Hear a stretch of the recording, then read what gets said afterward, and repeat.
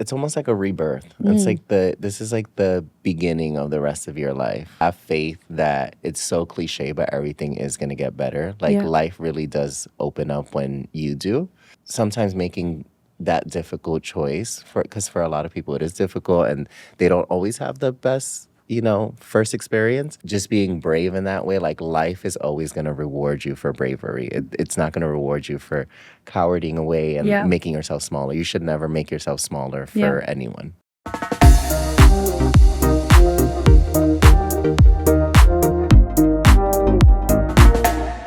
Hi, Victor. How are you doing? Oh my gosh, I'm so happy that you're here. I'm happy to be here. I'm loving the fit too. Thank you. I think this is actually like my first podcast. Is it? Yeah. Wait, I feel like I thought that you would have done this all the time. So I used to do a podcast, but I don't know if I've ever been a guest on a podcast. I see. So thank you. Well, thank you for being here. I feel honored now, especially because I know we'll get into it, but you also host your own show. No, I'm so excited to have you here, and I know this is to be here. We've hung out a few times at different events throughout Los Angeles, but we've never had like a proper sit down quality time. So this is a good way to do it. That's true, actually. Yeah. Even though I do feel like I know you, I don't know why. Every time I see you, I'm like, well, we'll exchange messages here and there. Yeah, and stuff. exactly. I'm always living vicariously through you, if anything.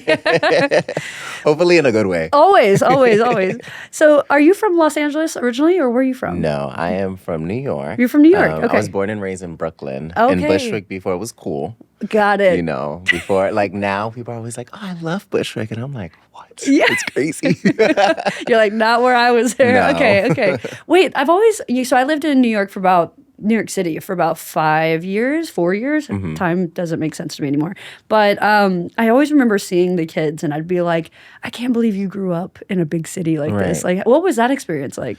I think for me, even if I had a child, I would have to move back to New York. Really? Okay. Because I think that it just exposes you to so much. Yeah. You become very independent early on. Right. So even thinking back, like me taking the train by myself at like 12 years old, like that sounds kind of crazy when you think about it. But it's like you just learn how to kind of navigate life so early on. Right. And I think more so in a positive way. Like, obviously your parents are there too, but you just learn how to like have street smarts and figure people out and kind of know what's a good setting or what's like, getting the vibe. Got it. Mm-hmm. So I'm from Tennessee. So we didn't have the big concrete, all that. Right. We had cows. What part of Tennessee? Well, I grew up in Memphis actually. I've been to Memphis. I love Memphis. It was amazing. I lived there through middle school. And good food. Oh my God, good food, good music. You have jazz, Elvis Presley, all the history, everything. And then I moved to Nashville in middle school. So it was very different. Nashville was more of like the country, a little bit more like outside of it. So there's just cows. So I didn't grow up with the big city and growing up like navigating all of that. So it was a little different. You grew up with cows, I grew up with rats. Honestly, the rats in New York are the size of cows. Disgusting. So it's like I'm still scared. You can put it on a leash and walk it at disgusting. This point. I'm sorry. So when did you come out to Los Angeles then? 8 years ago. So back in 2017. I was like 3 weeks shy of my 21st birthday. Okay. So I'm just like, I don't know how I did it because I don't know if I would make that decision now. Like really? If I was in New York, I don't know if at 29 I'd be like, hey, I'm going to move to the other side of the country. Yeah, fair. Well, are you glad that you did it? You did that risk? Yeah. Okay. I'm glad I got out of the bubble. Yeah. I feel like my personality and just how I navigate through things has evolved so much. Yeah. And in a good way, because I feel like from New York, you're just always very stoic and very like, I got to be here, I got to be there. You're always in a rush. Yeah. And now I've just learned to, not everything's that serious. Right. Even when I go back chill. home, I have to tell my friends like, calm down. Relax. It's okay. No, honestly, I think I developed my worst case of anxiety living in New York City. I was just like, I got everything needs to happen all at once, 24/7. Well, being from the South too, it's like so like the opposite. Very almost. different. Yeah. But even when my sisters came to visit here in Los Angeles, they're like, it's fast paced. I was like, no, this is not fast paced. Right. This is actually I'm chilling at all times. So this is good. But it's a nice like balance between New York and Los Angeles, trying to find that work-life balance, I guess. So do you have siblings, or what's your family like? Are you close with them? No, I'm so close with my family. Okay. I'm like obsessed with my family. Oh, cute. Like I had such a good dynamic growing up. I have one sibling. It's my sister. Yep. She lives in Atlanta. Okay. So we both ended up leaving and kind of leaving the nest. And Okay. we've always been super close. And it's a big age gap, actually. She's 9 years older than me. Oh, wow. Okay. But we're like best friends. It's kind of weird how love similar that. we are to each other. Really? Yeah. So it's like we're twins, but we were just born 9 years apart. Wait, I love that though. Oh my God. Well, so if y'all were 9 years apart, did you ever feel like you had like a little bit of an only child situation, or were you actually living together through most of it and you were just 9 years age gap? I as a child, she was there, but Yep. she went to school. Of course, like, right. I was probably like 9 years old already Yeah. when she like left to school. So I kind of did grow up as an only child, Okay. but I'm happy about it. I'm like, I got to just live. I got to live. Right. So it was almost like the best dynamic almost. 'Cause Okay. it's like you had like sort of like a second mom, but Yeah. someone who was still like young enough to understand what you've gone through. Right, And right. I always say she's like my blueprint. Okay. So That's cute. all the stuff that she went through, I didn't necessarily have to go through, and Right. I can acknowledge that. Yeah. But we're like obsessed with each other. I love my sister. Oh, I love that. Yeah, I'm the older sister of my two younger ones, and I So was you definitely went through it. I messed up everything, and I did it all, and I was like, "You're welcome," because Right. I'm the one that made it less consequences for you Right. when you do it. You know And what then I mean? parents have all the energy with the first one Yeah. to like discipline and this Right. and that. I feel like I definitely got it easier than my sister. for Yeah, by sure. the time my third sister came around, they were just like, do whatever you we're want. tired. Honestly, I'm tired. Right. Exactly. Well, talk to me about your cultural upbringing. What's your background? So I'm Puerto Rican. Okay. Both my parents moved to New York in the 80s. Okay. They were both teenagers, which is crazy. I think my mom was like 16. Okay, And my dad was like wow. 18. Wow. So I guess we have it in us to just Hop up. pack up and just Yeah. move.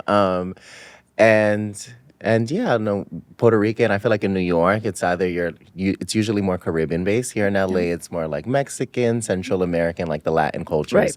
But in New York, it's like Dominicans, Puerto Ricans. It's so different too. True. But yeah, that's my background. I love But it. for me, it was a little bit different because obviously being Black and then Puerto Rican, I think you are kind of othered. Yeah. Because Okay. you don't kind of look Puerto Rican or you Okay. don't fit the part. And I even go through that here where, people will talk to a friend who's Mexican who might not know Spanish. They automatically talk to them in Spanish. Got and then it. with me, they'll talk to me in English. And then I'll respond in Spanish and they're always like, Yeah. oh, okay. But yeah. It's almost like a spy almost where you're like, I got love it all. You know what I Yeah, mean? you got to look at a glass half full because it's like, what are you saying? Yeah, no, honestly, I'd be like this at every dinner table at that Right. point. But whenever you felt othered, was there a sense of not even shame, but just like confusion as to why you're being othered, or how did you navigate that? Weirdly enough, as a kid, I don't know if it was so normalized Okay. to kind of put everyone in boxes. I see, yeah. So I think that I almost thought it was normal. Okay. In like a weird way. Yeah, yeah. Obviously, it doesn't make you feel good. But it's so nuanced because then it goes into like colorism and stuff and certain comments that even other family members would make and cousins. And, Right. they'd say something about like your nose or your lips or your hair texture and stuff. And it almost becomes normalized. Okay. But as an adult, I check it. Yeah, Like, that's good. obviously, like sometimes it's not as bad from like distant relatives or like Sure. people that are not in my immediate family because I didn't really have that with like my mom or my dad or my sister. It was more so like always cousins or aunts or uncles. Sure. But if I hear it, I'm just like, we're not doing that anymore. Like, Yeah. we need to free ourselves from those shackles Yeah. and like stop even immersing yourself in that Yeah. kind of rhetoric, What is usually a response from people whenever you do like politely check it, and do you feel like it usually opens their mind up a little bit to be more mindful about it? I think people usually just get quiet. Okay. They usually feel uncomfortable Yeah. because it's like you're not wrong. Right. What Yeah. are you going to argue to be a colorist or Yeah. like, you know what I No, mean? absolutely. But but also if it's like, okay, I can politely check it, but if we have to go there, I'll go there Yeah, too because I that's think fair. that it's something that I'm passionate about because it's course. something that we need to speak up about, Yeah. Which I'm sure, kind of going into this like political climate that we're in right now, I think a lot of people were noticing their opinions are starting to become more vocalized, even more so than before, which I'm like, they were already vocalized. And so now I feel like people feel encouraged to say things that are on their mind. And I think if it's up to all of us to kind of politely check that and keep people accountable for the words that they say, then that could actually help us. Because I feel like if not, if it keeps going unchecked, it might just, manifest itself into even a bigger situation. And a lot of times people probably don't even realize maybe that they're doing it, Right. and then once you check it, they're like, "Oh shit!" So if someone were to check me on something, I would think about it for like at least 2 years straight. I would be like, Really? "Yeah," because I would just be like, "I need to make sure that I am so mindful about that Like moving you forward." digest it. And, Yes, absolutely. Because sometimes it just takes that polite check to be like, "Oh, I need to change my language, or I need to be more mindful of something." Right. And I think you know when someone's being malicious, and if someone just it doesn't know, or they're just used to a certain way of speaking, Right. because that's one thing I always say is what is acceptable today or not acceptable today, just that wasn't the reality 10 years ago, Yeah. 20 years ago, Right. So you do have to look at it with the lens of like what time the person's from. Yeah. You'll hear like older people like say the craziest things, and then for them they're like, it's not a big deal. And it's like, that's crazy. Yeah. And we'll probably be saying things that sound crazy to maybe the Yeah. generations that aren't even born yet. No, you know? absolutely. So also extending grace, but knowing when to stand firm Yeah. and like, okay, this is a problem. you Yeah. know? No, I fully agree because, where I'm from in Tennessee, there's still like a lot of that Southern upbringing, that Southern mindset, which is why I don't live in Tennessee anymore, Right.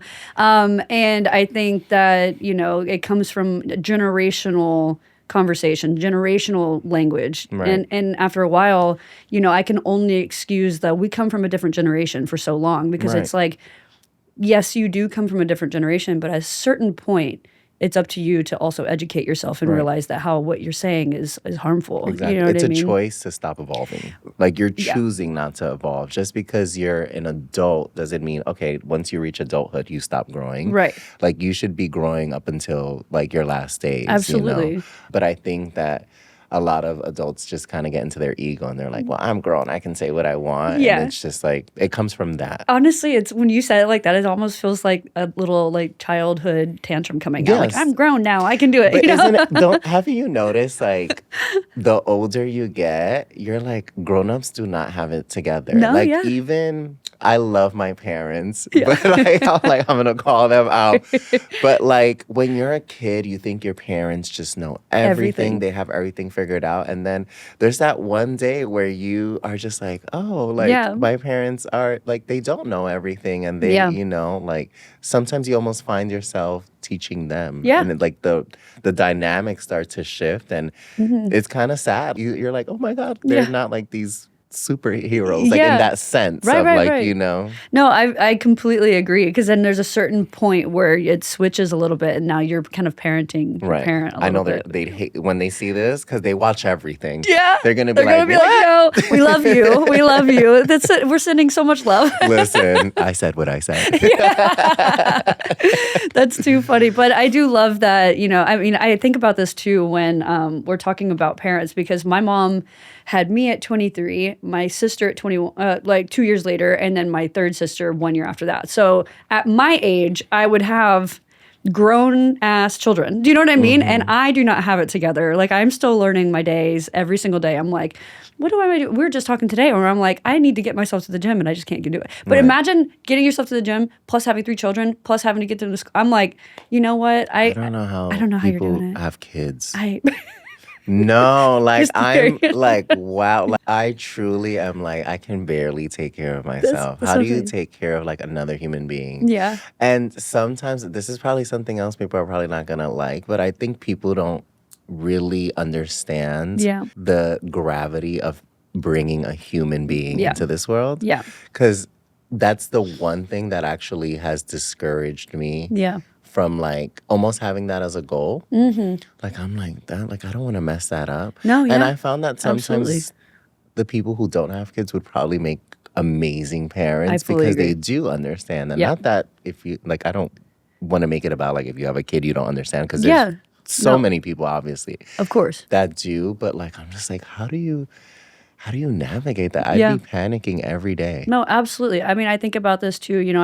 I've gone through, my childhood had some very hard times, and I will say that. But I feel like now that I'm older and I'm learning that and I'm like healing from a lot of that, I'm like, I don't want kids because I'm like, I don't want to ever put them in a situation where there's trauma involved ever. And I'm like, and people are like, but you won't. I'm like, yeah, but I don't even want to try. And it's similar to that where I'm like, maybe it will change in a couple of years. Who knows? I have no idea. But at this moment where I'm like, I'm not risking it. I'm like, I don't want to risk it because at some point there's going to be something that happens where they hold on to that, and I'm like, I don't want to be the reason. It's inevitable. Yeah, it is. Like, because you can never do anything perfectly. Absolutely. Not even raise a kid. And also their perspective and how they feel it could be completely different. Like, so it's like scary, but at the end of the day, it's inevitable. It is. It's always going to be something. There's going to be something. So I feel like, I mean, it's just kind of going into it with the right mindset. Because I think sometimes with not everybody, but sometimes I hear people like,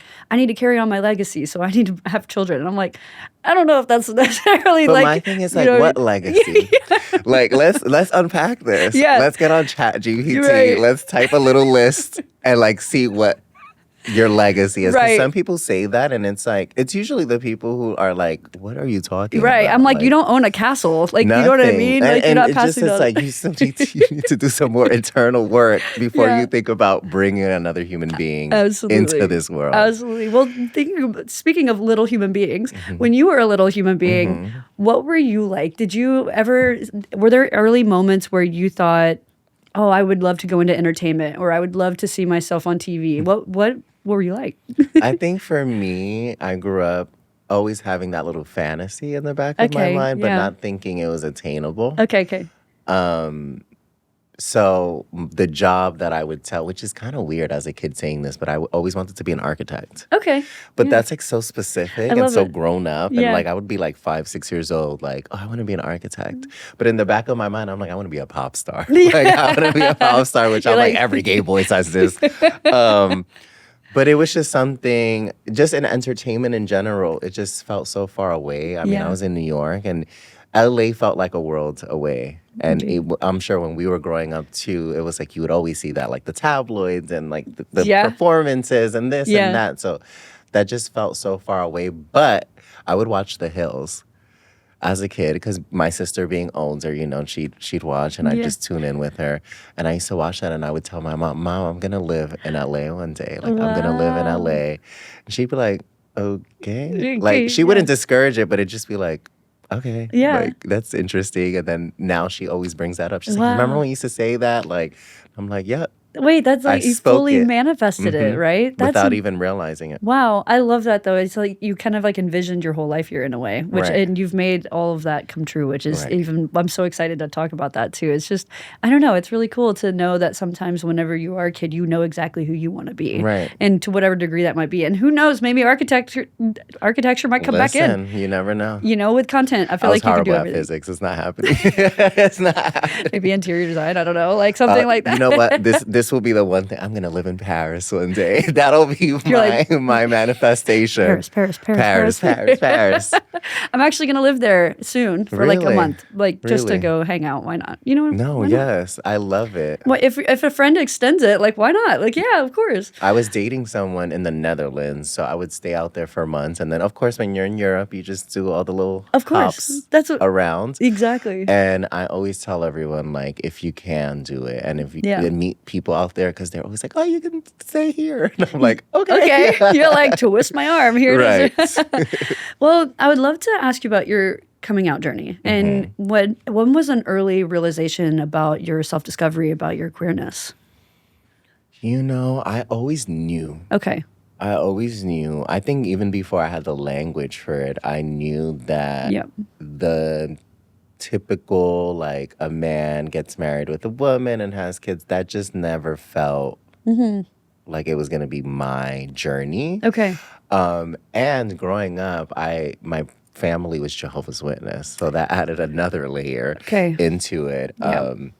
So I would just hear like certain things, and we'd be at services and stuff, and I'd be like, huh. Like this. At 4 years old, I just knew it was just not for me. Okay. I do remember though, growing up, I would be like scared. Like I would think like, I always knew I was gonna come out. Okay. Like even as a kid, like I knew that I was gonna live my Really? life Wow. authentically. Yeah. And I would think like, oh my God, what if like my family doesn't speak to me? Okay. And they wouldn't say homophobic things. Like I didn't grow up in that environment. Okay. But I guess it was a societal thing. It's like you just always like gay was so bad. Like Yeah. it was like, oh no, you can't be gay. Like, Yeah. But the coming out specifically was I was outed. Really? So I was in high school. I was freshman year. I was 14. And I had a boyfriend at 14, New York, very modern, Yeah. very progressive. And we were out. Like, it wasn't like some little secret relationship. Okay. Like, no, Y'all we were like out. people knew, like Yeah. everyone knew. In a way, maybe looking back, I kind of wanted to get caught. Okay. We were eating pizza. Of course, we were at the pizza shop. My mom is like sitting like on a chair like this. And then there's the couch right there. My dad is there. And he's the one doing the talking. My mom actually was really quiet. I wonder if she remembers like how I remember it. I wonder if she remembers it the same way. My dad was like, hey, like I wanted to talk to you because he kind of gave me the, we love you speech. Like, regardless, we love you and we just want to talk to you because this is some information we got. But somebody called me and said that you have a boyfriend. And I was like, and I just started crying. Yeah. Like I was like, yeah. He was like, oh, it's okay. Like, we love you.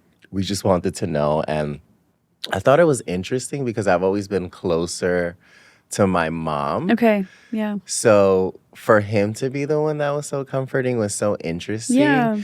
And I just remember her being quiet. Okay. Like she didn't say anything. Interesting. So it was kind of an interesting dynamic, like to kind of have him be the one that was like more comforting. Right. And it always stuck out to me. But regardless, after that, they kind of just let me fully, like, it wasn't like, oh, you can't have a boyfriend, oh, break up. Or, Right. I think they just kind of knew, like, you know what, you're going to immerse yourself in whatever it is that you want to do. I've always had a very independent spirit. You're right. Okay. So it was like, either you're going to sneak or you're just going to, we're going to know. We're going to be I've always loved that mindset with parents in the sense of, we just want to let you know that we know. And if you're just honest with us, then at least you'll be safer. Because otherwise, they're going to do it anyways. You know what I mean? Like, and it might be even more unsafe situation. So I feel like that's really beautiful that they showed up and showed you support. It's funny because when I came out, I came out years later because I was so terrified to come out. And I called my sister and I was like, I have to tell you something. Please don't hate me. And I'm gay. And she was like, bitch, I know that. And I was like, what do you mean? What do you mean you know that? And she goes, yeah, we all know it. I'm like, why didn't no one tell me? Like, why did you all not tell me? And they're like, yeah, we just didn't. When you kind of look at it in retrospect, are you happy that they kind of came to you for it versus you feeling like you had to continuously hide it for so long? Yeah, no, honestly, they still haven't told me who called them. And I asked actually not so long ago. Really? And still didn't tell me. Really? You're like, which one is it? Honestly, I'm glad. Yeah. I personally, I'm going to be completely transparent. I don't think that the person told them in a concerned way. Okay. I genuinely think it was gossip and, like, I don't think it was like, we're concerned. Because I think if you're concerned, you'd come to me, say something. Like, you know what I mean? I'm happy that they did what they did because they did the work for me and I didn't have to do it. And I didn't have to deal with it. Yeah. And I think it was nice to just, you literally feel like a weight lifted off of your shoulders. Like, you're just like, okay, like,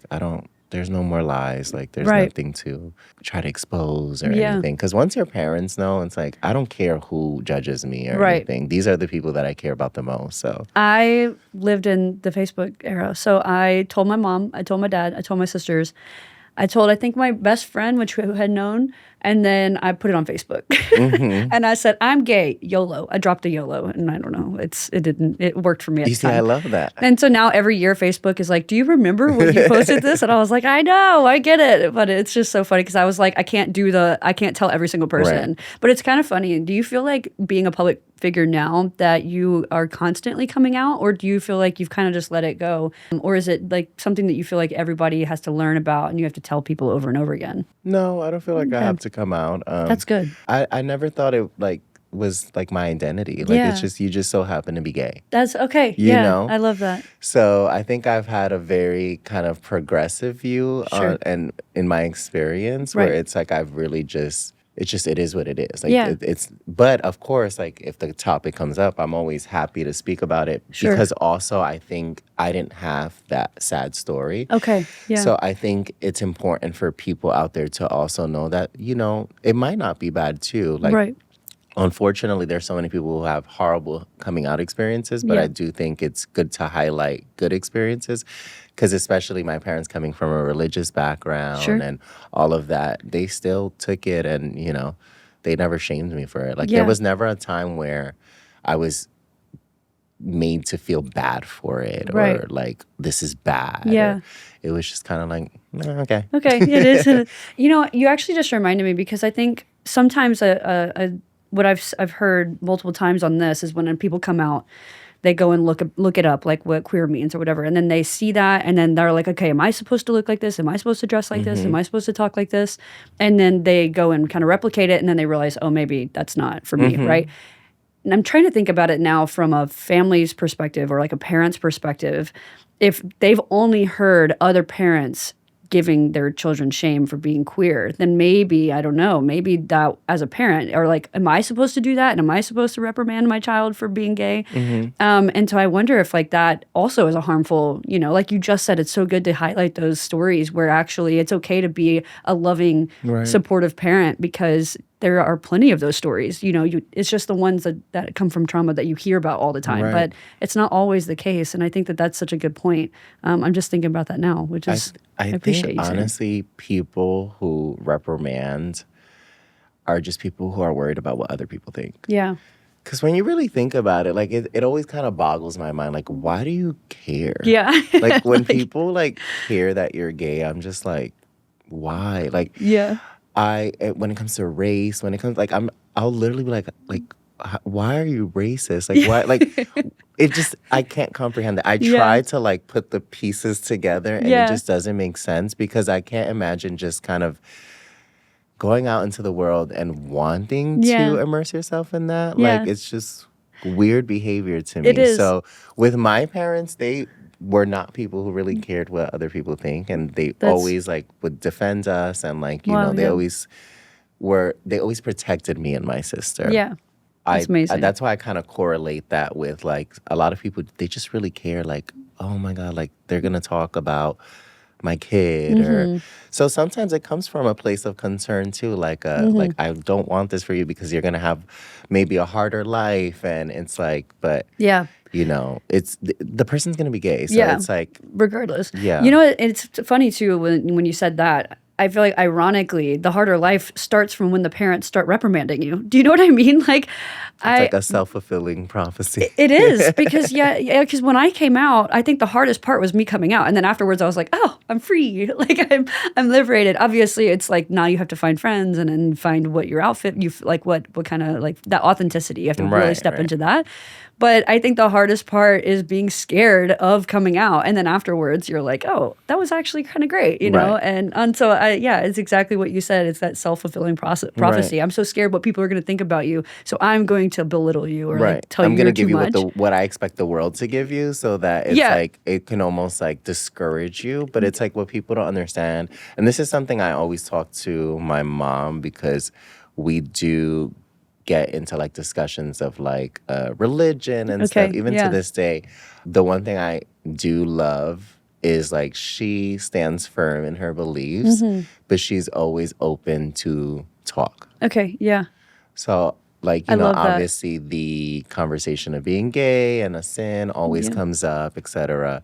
I'm like, how can I justify that? Yeah. Like, this is not something that I just was like, oh, I'm gay today. Like, who really chooses that? Right. Like, if you think about it. Right. Like, and honestly, if I would choose it, I'd still choose this. So it's like... So it's funny because a friend, like, trolling me the other day, he was like, so if they, like, made a cure for being gay, would you take it? And I was like, no. Like, I really love my life. Yeah. And I think being gay, in a way, it almost makes you be a little bit more resilient because you do go through that phase of, like, you have to just kind of fight the world for a little bit. Right. So then it's easier to become unapologetically yourself. Fair. I Yeah. think for some people, you'll either come out two different ways, either like super damaged Yeah. and just affected by it, or you just come out super resilient. I agree. You know, I love being gay. I do too. I'm like, if I was straight, I'd be so boring. I'm No, like, I like, love it. I yeah. love it. It's my favorite thing. I know I should. It's like, I know it's, you know, they're like, don't make it your identity, but I'm like, but it is. Well, but I'm just kidding. weirdly Just because I enough, love though, it. I feel like a lot of, obviously not all straight people, but I feel like a lot of straight people actually kind of have to follow more rules. Yeah, I Because agree. there's like already like A blue, yeah. society has a blueprint. So it's almost in a way like they have to kind of perform into these two Yep. very specific roles, Yep. and this is how your life is supposed to be. And if you haven't gotten married at this age, Yep. you failed. And if you haven't had kids at this age, you failed. You don't have a career. You don't have this. You Yes. don't have that. While with being gay, it's kind of like there really still isn't a blueprint per se. I agree. So we're just all figuring it out. Still. And we're all just like breaking down these traditional norms. And obviously, some people fit into certain ones. That's completely fine. And some people are trying to break away from that, which is equally as fine. And I think that that's kind of the beautiful thing about being queer is like that fluidity in everything, you know, not just our fashion, but also our relationships, marriage, kids, like all of that. There's a fluidity and like an openness to it where it's like, well, I don't fit the traditional norms anyway, so what else can I not fit into and make it my own, which I think is really special. So I know you have talked about androgyny in the past. What does androgyny mean to you? Well, I think, okay, so even getting back to like the 2010s, Okay. like when it was like, I used to wear like full glam. Yeah. And to me, I've always been someone who never really cared to fit into like masculine or feminine. I think as I've gotten older, I've gotten a little bit more traditional in a sense with how I present myself. Right. But I always knew, I was like, oh, I want to have fun. Like, I want to experiment. I want to do this. I want Yeah. to do that. So it wasn't a conscious decision. Okay. It was more so just me being myself Right. and being unapologetic.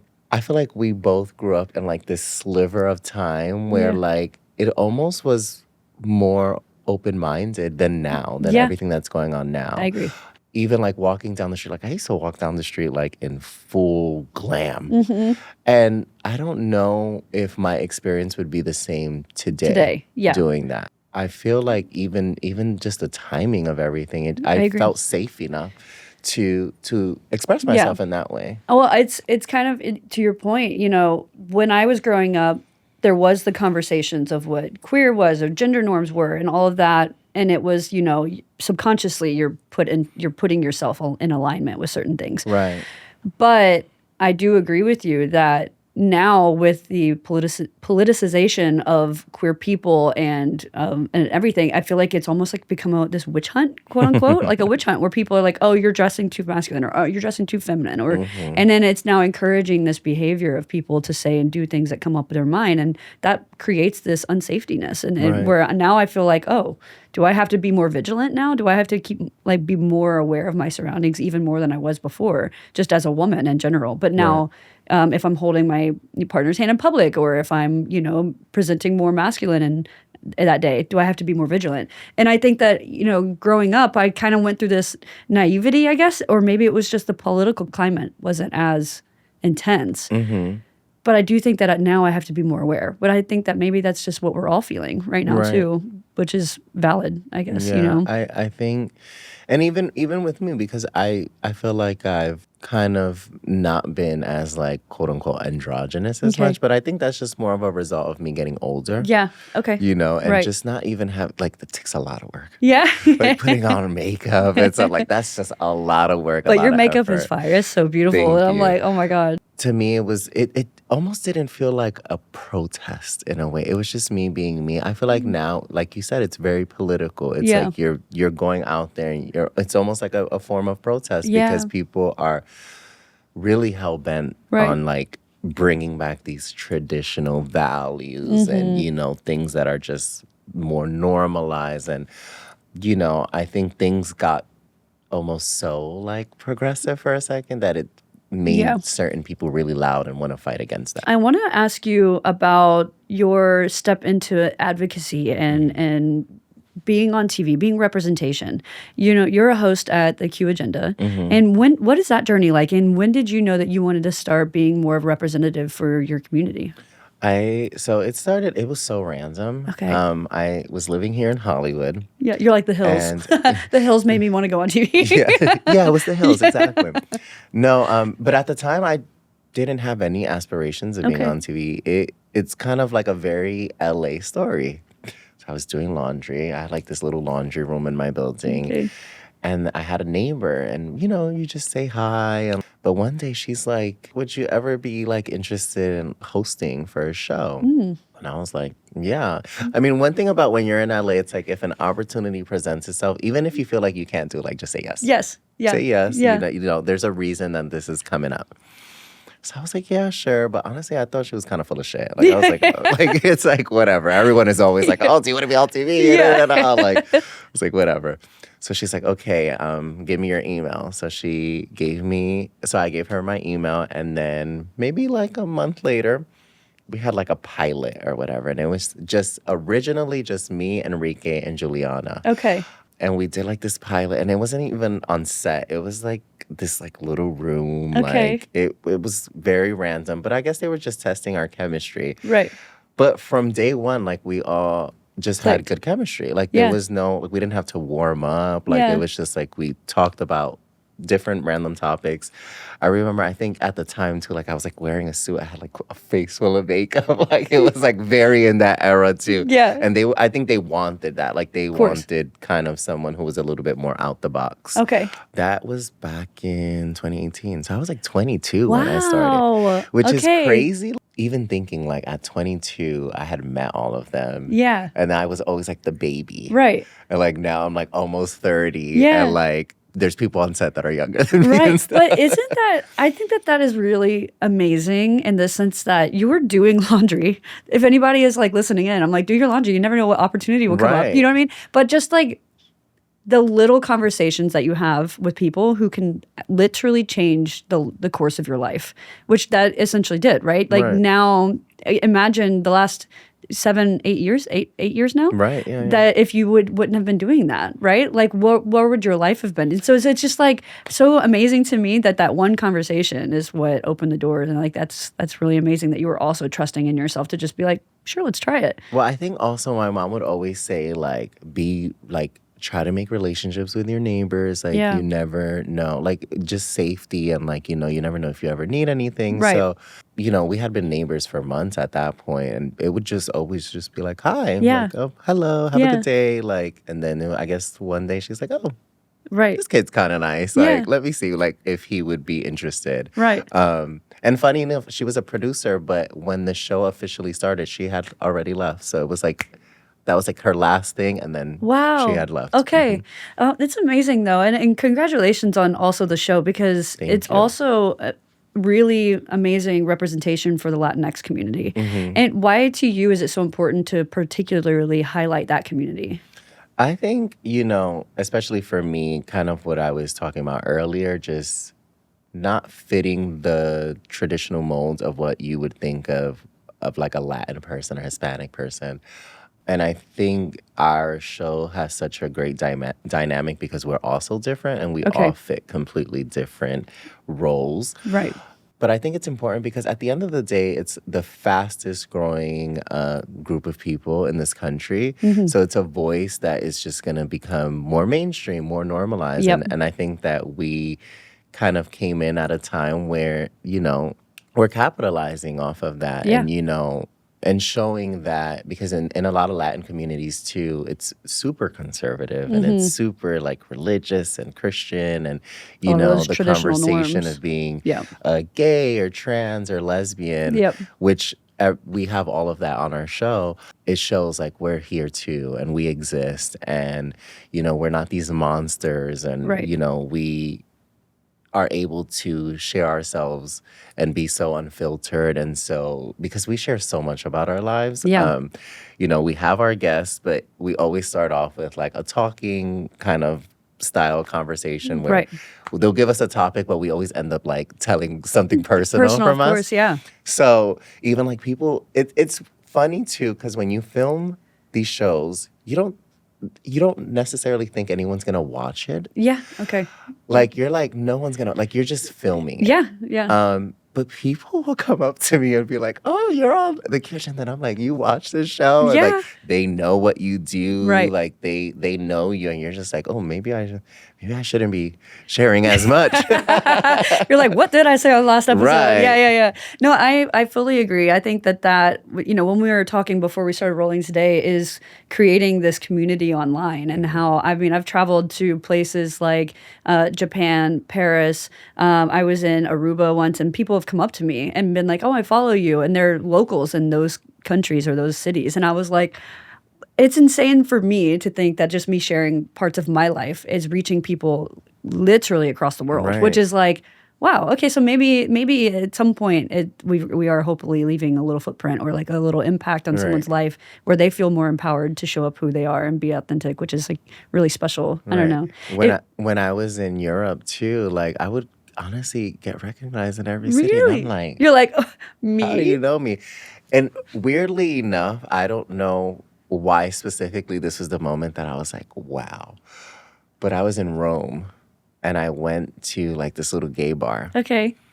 And I go up to the bartender. He's like, Vic? Yes. Yes. He's like, I love your videos. I love your TikTok. And Wow. I'm like, I'm in some bar in Rome and this Yeah. guy knows who I am. Yeah. Like, and one time in Belgium too, this girl's like, oh, Victor. And I'm like, What? how do you know me? How do you know Yeah. me? Like, this is crazy. So yeah, you do make an impact. And again, it's almost like what I was saying about the show. You don't almost think that, you don't realize those numbers are human beings. Yeah. Like that are connecting with you and supporting you Yeah. sometimes. So that's why it's good not to think about that and not take it for granted. Like Absolutely. these are people that are supporting you. Yeah, supporting you, and then also living again through vicariously through you, because sometimes a lot of the people that have come up to me before or shared their story with me through DMs are living in places where they can't necessarily always be as authentic, or maybe in the country that they're in, it's still criminalized to be LGBTQ plus identifying, or maybe they're not out to their families yet, so they're like, oh, I'm looking up to you because you're giving me hope that hopefully one day that I can step into that role as well, which I'm like, I feel so honored for that as well. Right. If someone was listening in and maybe they are starting their coming out journey, what is a piece of advice you would give to them? It's almost like a rebirth. It's like this is like the beginning of the rest of your life. Like, and to really learn to appreciate everyone that's around you right now that's supporting you, and knowing if maybe you don't have anyone around you that's supporting you, that there's a community out there that's waiting to support you and be your chosen family, and to have faith that it's so cliche, but everything is going to get better. Like Yeah. life really does open up when you do. So sometimes making that difficult choice, because for a lot of people it is difficult and they don't always have the best first experience, that just being brave in that way, like life is always going to reward you for bravery. It's not going to reward you for cowarding away and Yeah. making yourself smaller. You should never make yourself smaller for Yeah. anyone. I agree. Oh, it's so amazing. Because I think it's true. Like I feel like it's so scary to live your truth. It's really terrifying. And sure, you might receive backlash. Absolutely. There are people that will kind of go against that and create friction around you being your most authentic self.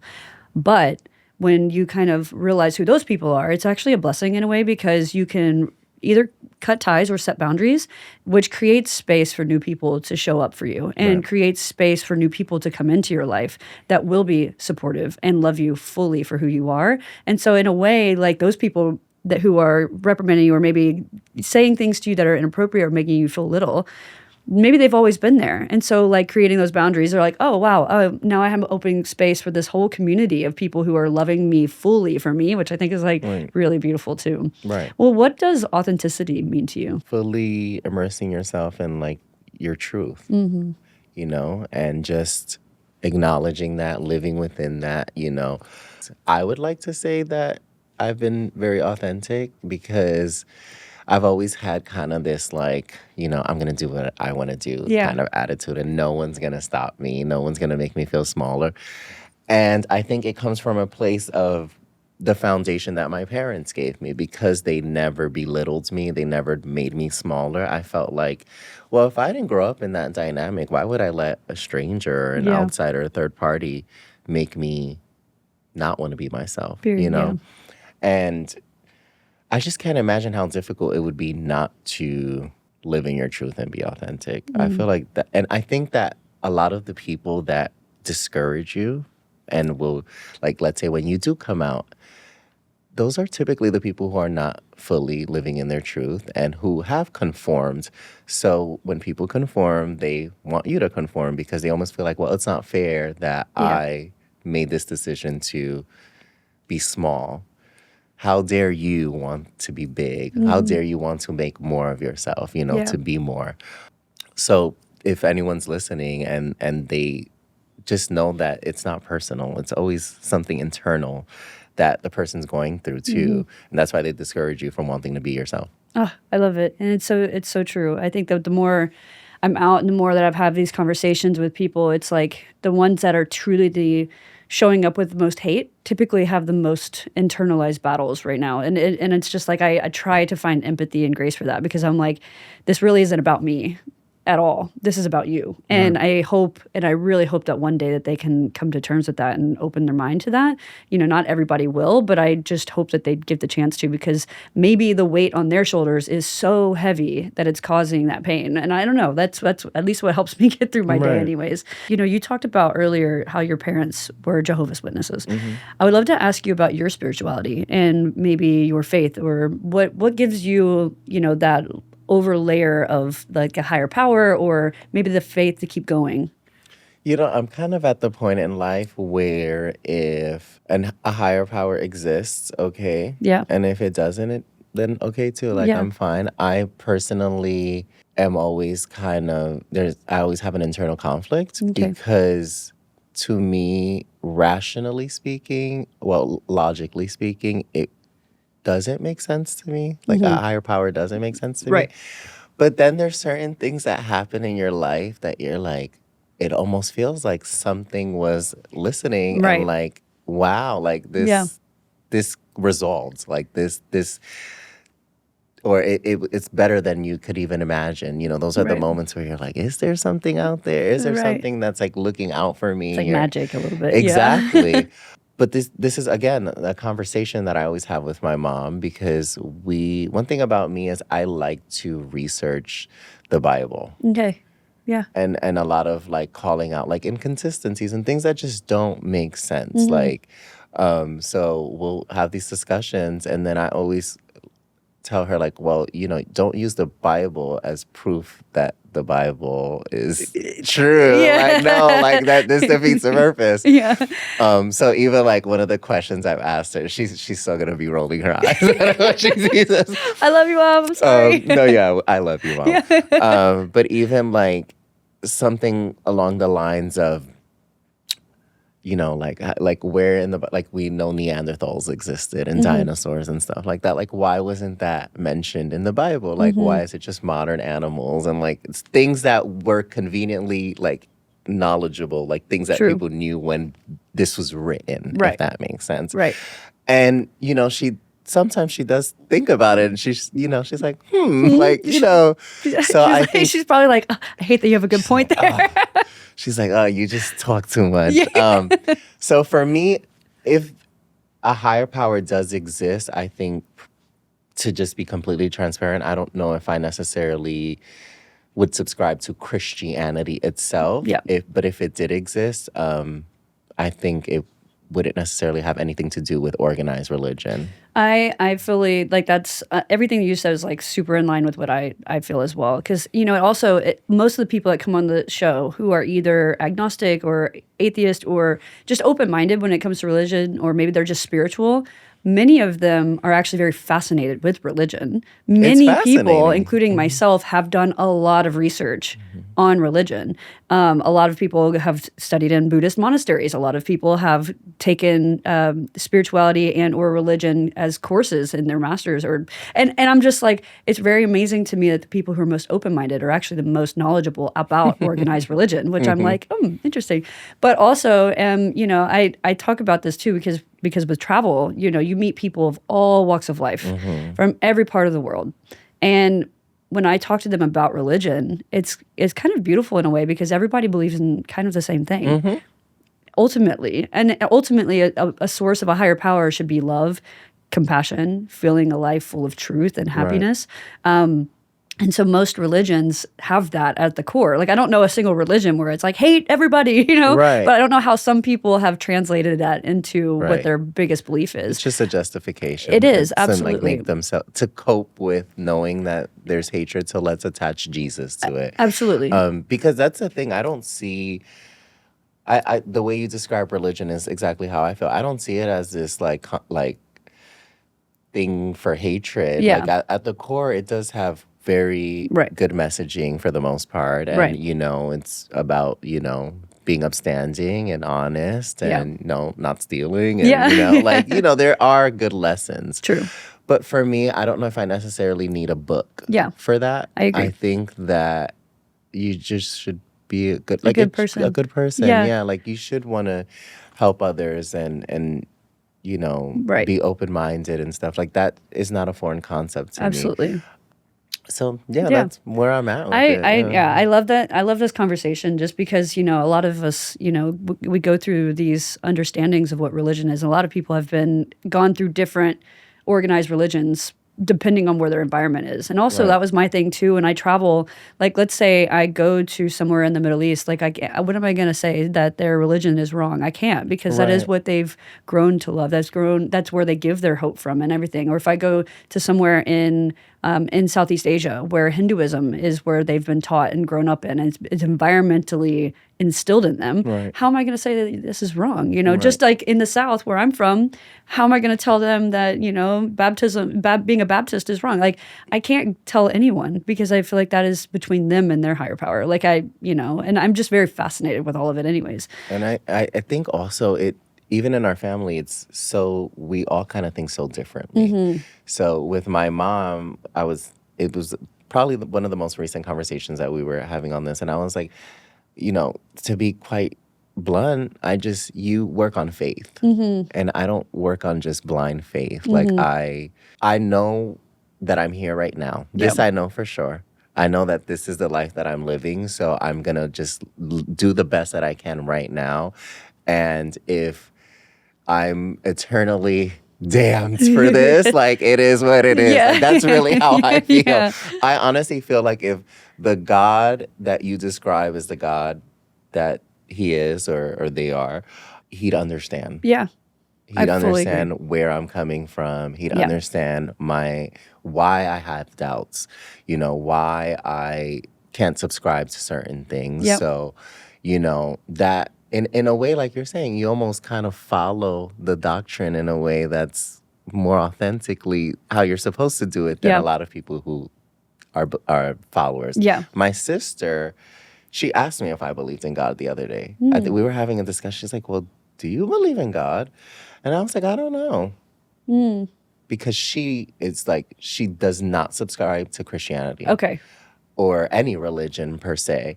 But she does believe in more of ancestors and that and I was like, I don't know. And I think it's interesting that we all had the same upbringing. Yeah. But we just have different views. Yeah, I love that. And I think that's kind of the cool thing about the human experience is that we all have that opportunity to be like, what is there, I would love to ask you too about mental health, because you are a public figure and you are a representation for a community that maybe they don't have a lot of places to go to for representation. How do you find that you can protect your peace while you're also sharing so much of your life online? I think taking a break when you need to take a break, for sure. I don't know how to do that. Because Well, No, but yeah, but I agree with it you. also depends what your interpretation of that, because Yeah. sometimes work is therapeutic. Yeah, Like true. sometimes content creation and editing and, that can be therapy for That's a some very good point. people. And also, I've noticed just like not investing in like the negative comment, you know? Personally, weirdly enough, and I'll do like skits and wear makeup and wear wigs and all this. I don't really get hate. And Okay. I genuinely believe that I don't get hate because I don't reward bad behavior. So a lot of people just want attention. A lot of people just want attention. So you have to know where to gauge that attention. Yeah. So I'll always respond to like positive comments. I'm not as good anymore, but I used to respond to every comment, Yeah. essentially, every good comment. And I think once people realize, oh, okay, I'm going to get the attention if I'm positive, then I'll be positive. Yeah. Of course, you'll get that one comment or here and there. But Agreed. for what I do, I think I don't get it as much. And I think that we have to take responsibility for what we put our attention, I fully agree. on. I fully agree because I think sometimes people come into the comment section or in real life, let's say it's not even online, and they say things to you with the intention of hoping that you say something back or with the intention of getting a reaction out of you. Like Right. that is the whole point that they're trying to do. So I actually think that's such a good way of thinking about it, that if you don't reward that at all, like you kind of ignore it. Like same thing, I completely ignore them. And now other people in the comment section will like defend me. And I'm like, Right. you'll have at it. Go Yeah, have fun. Go have fun. And I'll be eating popcorn reading the comments. like- Sometimes I'll respond to someone who's defending me, and I'm like, just don't bother. But Yeah, thank yeah, you yeah. so much. Like, you know what I Right. mean? Because I don't want them To to even also engage in use- that energy. Right. Right. Like, because it sometimes, and I'm not going to sit here and lie and say, like, it's never affected me. Yeah. There'll be that one day where I'm not really feeling myself, and I'll see, like, a comment, and I'm like, Yeah. Yeah. like, you know what I mean? But you just have to make a conscious decision not to engage, because it's like, why would I reward this? Yeah. How is this gonna be like going back and forth with someone who wants to be irrational? Who Yeah. like you cannot rationalize with an irrational person. Fully, And fully. they're who knows what they're going through. Yeah, So it's that's like so if you true. want to take some of that energy off, like Yeah. go ahead, go to my comment section and just Go do what for you it. gotta do. It's not gonna make you feel better. Great. You're like, but we both know it's not going to make you feel better. So you'll be in the next video and the next Right. point. Thank you for the view. Yeah. But I also, I think that that's great too, that you don't have that response, especially because you are someone that shows up and you use makeup as a form of expression. You do your fashion as a form of expression. You're truly so authentically you. And I think, again, to kind of circle back to what you were saying with your parents, that you're showing up so authentically you, that how are people going to combat that? You know what I Right. mean? And I think that that's such a good example, because it's not always scary to put yourself out there. It's not always scary. You're not always going to receive backlash. A lot of times people are going to welcome you with open arms. And I think that that's kind of like, you're like the walking, evidence, or like walking proof of that too, that people are going to be like, oh, Right. I like you. I love your content. I want to follow you and I want to engage. People know when they can mess with you too. Yeah. Some yeah. people know, like they can fish it out. Like they'll know, like, oh, is this gonna bother this person? Because it's like, even like when I do rarely get like the, oh, you're gay. It's like, yeah. Yeah. like, okay, yeah. right? Like it's like okay, like it's confusing to me. Like I'll sit there like confused because I'm like, clearly I have no reservations about being gay. So it's like, okay, good one. Yeah, you got me like, there. Like, really creative. don't tell like, real anyone original. as you're literally posting videos. It's just interesting Yeah. to me. Like I'm just like, okay, Okay, good one. Yeah, You thanks. actually, yes, you're right. Thank you. right. It's still a form of like currency on Right. social media because more comments, more likes, Yeah. So in the end, it's like if you want me to keep popping up Yeah. on your explore page or for you page, like you just solidify That's true. You've made a deal with the devil. 'Cause Yeah. now I'm gonna pop up all the time. Well, if someone was going through maybe their own mental health journey right now, and maybe they're looking for some practices for self-love, what would you advise to them? I think the one thing that has helped me is learning how to disengage from people who are negative and from people who don't speak life into you. The other day, I was even I had just met this guy, And he was like telling me about like his story, like he's writing like a book or something, and he like it was kind of like self-deprecating. Okay. And I was like, no, speak life into your project, like, you know. And sometimes we'll have those friends who like make certain jokes that'll have you like, you know, and you're like, oh, okay. Or even with family members, because I always say, me and my sister are both this way. No one is bigger than the program, okay? Even if a family member is being toxic or, you know, learning how to have discernment and just, maybe I need to step away from this person. True. Maybe I need to, and sometimes it hurts. You know, sometimes it's like you don't want to do it because you want, you know, the relationship to work or you want that family dynamic to continue. But I think knowing when to remove yourself from negativity will improve your mental health so much. Yeah. It's not easy. It's not something that you can just learn like that. You'll know, like your gut rarely ever fails you. Like your nervous system is really good at like knowing when something is wrong when like your brain hasn't necessarily processed it yet. So you'll sometimes have that little like, There's like an intuitive red flag that's like, you know what I mean? Like, this doesn't make me feel good. And then that when you have that feeling, you have to kind of get into it and ask yourself, is this just anxiety or is this something that needs to be explored? Yeah. You And know? to the contrary of that, I feel like there's some people that you walk away from and they've breathed life into you where you're like, oh, I feel good. I feel energy from being with those people.